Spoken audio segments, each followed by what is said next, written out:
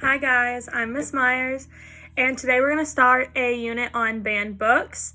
So the first thing you need to do is get out your Chromebooks and get onto your student journal. And today's prompt is on the board. It says, what role do books play in your daily life? Do books have the power to change your mind about a topic or influence your behavior? Why or why not?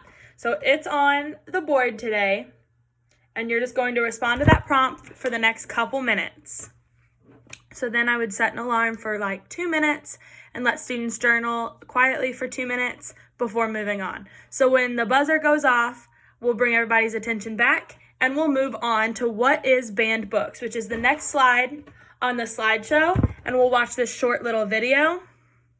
Since at least 213 BC, and I would play this whole video reaction to the power of their censored to introduce what banned books are and some of the reasons that books have been banned. Since at least and the next slide BC, talks about why are books banned. Books are mainly banned due to content, which involves inappropriate language, sex and sexuality, violence, anti-American messages, or racism.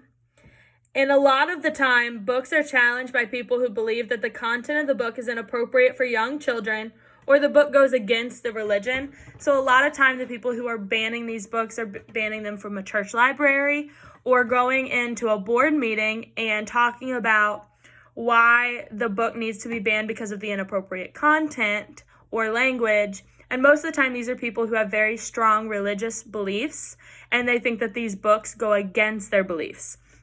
So anything that's super violent, anything that has messages against religion or against America, anything that's unpatriotic, anything with racism, a lot of these books that have controversial content are challenged because people think that that's not what kids need to be reading. So then the last slide, and students will have access to this in Google Classroom. They'll be following along. It will be choose a banned book. And they're going to visit the link of challenge books, and they're going to choose one from the list. So I need you guys to pick one book from the list to be approved by me. So you're going to write the name of this book down, and you're going to raise your hand, and I'm going to come by and approve it. And then once I approve your book, that is the book that you guys are going to be required to read for your independent research project. And this is what your whole unit project will be based on. So make sure it's a book that you find really interesting so that you can work on it for the whole unit and not get bored of it. So once you've picked a book from this list or from another list that you find, you're going to raise your hand, and I'm going to come by, write your name down, and write your book down so that we don't have a lot of people doing the same book. So make sure when you pick one, you raise your hand and let me approve it. So then students will have a couple minutes to look over the list and pick their book, and then I will write it down, like I said then, and we're going to have a quick discussion. We're going to have a think, pair, share over our journal prompt. So once everyone picks a book, I need you guys to partner up, and you're going to spend about a minute sharing your thoughts on the journal prompt, and then the buzzer will sound, you'll find a new partner, and you'll discuss with them. So you've thought about it, now you're pairing up and you're sharing. So we're going to do this 2 or 3 times, and then we will have a full group discussion about this. So I would set a timer for a minute, let students talk for a minute about the things that they journaled about. This is going to be anything that like if they thought that the books had the power to change things, if they thought that books had the power to change their opinions or influence their actions. So this is what students are going to be talking about for a couple minutes. And the buzzer sounds, I say, all right, guys, pick a new partner. Partner up, and I'm going to start the timer again. And they're going to talk. They're going to talk about it. And then we're going to come back together as a full class. So find your seats. And we're going to come up with a class definition for banned books. So can somebody tell me what they think banned books is based on your discussion and based on the video we watched? Students will raise their hands. We will be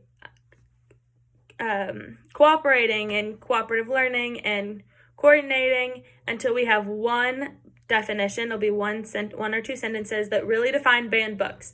So now that we have our classroom definition, we're going to write it on a large poster. So I would have the poster behind me. I would write on it. And this would be something we come back to. It'll be hanging up for the entire unit. So you guys will always be able to see this definition so that you're never confused on what exactly we're talking about when we say banned literature. So for independent practice, you guys are going to be completing some preliminary research. You're going to complete a Flipgrid assignment. You're required to answer the following questions, and these are posted in Google Classroom for you so that you won't miss any of them. It says, why are some people afraid of the themes found in literature? What are some of the main reasons that literature becomes banned? What is your personal experience with banned books? Have you read any of the books on the list? Did you think they should be banned? Do you believe that some books should be banned? Or should it be the person's choice on if they read it? So you're going to create a Flipgrid, which you guys have used before. It's the website. I'll pull it up and let you look at it. Flipgrid.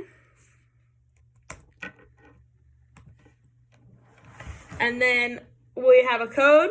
You sign in. Flipgrid, you sign in. And then you're going to complete the Flipgrid and post it to the thread. And you're answering those questions. Once you have posted yours, you can listen to some of the other ones that your classmates have posted. You can respond through a video. And you're just interacting with each other through Flipgrid, sharing your opinions on why some people are afraid of banned books, what your personal experience is, what some of the main reasons are, and if you believe that books should be banned or not. And you guys are just going to be having a virtual discussion so that your kids who aren't here, who are through Zoom, will be able to interact with you. So I'll give kids the rest of the block to work on this.